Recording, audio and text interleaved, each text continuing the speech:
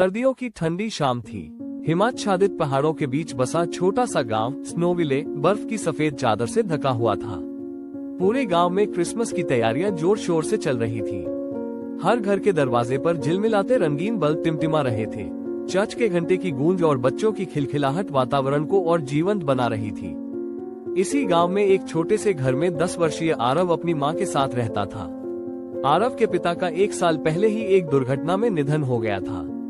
उस घटना के बाद से आरव और उसकी मां का जीवन संघर्षमय हो गया था। आरव बहुत समझदार बच्चा था, लेकिन इस बार उसका क्रिसमस का उत्साह कुछ फीका था। वो हर साल अपने पिता के साथ क्रिसमस ट्री सजाने और चर्च जाने का इंतजार करता था। इस बार उसके मन में बस एक ही ख्याल था, काश पापा वापस आ जाते। आरव की मां सुनीता उसे खुश रखने की पूरी कोशिश करती थी, लेकिन सीमित साधनों के बावजूद इस बार क्रिसमस की तैयारी उनके लिए मुश्किल हो रही थी।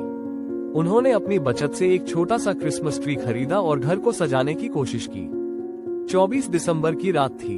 पूरा गांव रोशनी से जगमगा रहा था। आरव घर के कोने में बैठा अपनी एक पुरानी किताब के पन्ने पलट रहा था।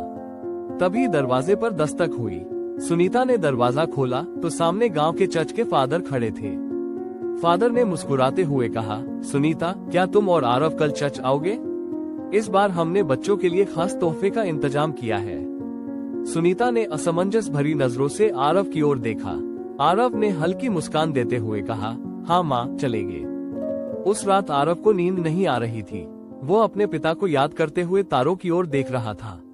अचानक उसे लगा कि आसमान में एक तारा बेहद चमकीला हो गया है। तभी उसे खिड़की के बाहर हल्की सरसराहट सुनाई दी। उसने झांक कर देखा तो बाहर बर्फ में चमचमाती रोशनी दिखाई दी। आरव ने जल्दी से अपनी जैकेट पहनी और बाहर भागा। बर्फ पर छोटे छोटे पदचिह्न बने हुए थे, जो गांव के पीछे वाले जंगल की ओर जा रहे थे। जिज्ञासा के कारण आरव उन पदचिह्नों का पीछा करने लगा। जंगल के अंदर पहुंचते ही आरव को एक बड़ा चमचमाता क्रिसमस ट्री दिखाई दिया। उस ट्री के चारों ओर छोटे छोटे जादुई जीव नाच रहे थे। वो ये देखकर हैरान रह गया। तभी एक बूढ़ा व्यक्ति सफेद लंबी दाढ़ी और लाल कोट पहने उसके सामने प्रकट हुआ। तुम कौन हो? आरव ने डरते डरते पूछा। उस व्यक्ति ने मुस्कुराते हुए कहा, मैं सेंटा क्लॉज हूँ, तुम्हारी इच्छा सुनने आया हूँ। आरव की आंखों में आंसू भर आए। उसने कहा, काश मेरे पापा वापस आ जाते।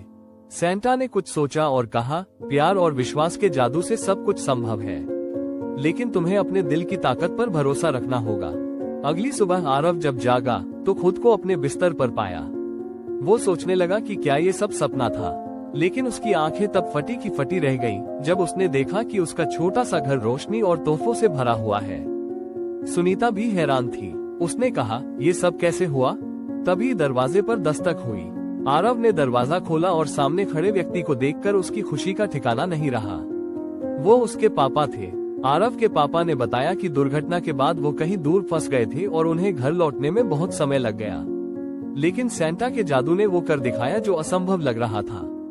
उस क्रिसमस ने आरव और उसकी मां के जीवन में खुशियों की बहार ला दी। गांव के लोगों ने भी इसे एक चमत्कार माना। इस घटना ने सभी को सिखाया कि प्यार, विश्वास और उम्मीद से बड़ा चमत्कार संभव है। क्रिसमस का ये जादू आरव के दिल में हमेशा के लिए बस गया।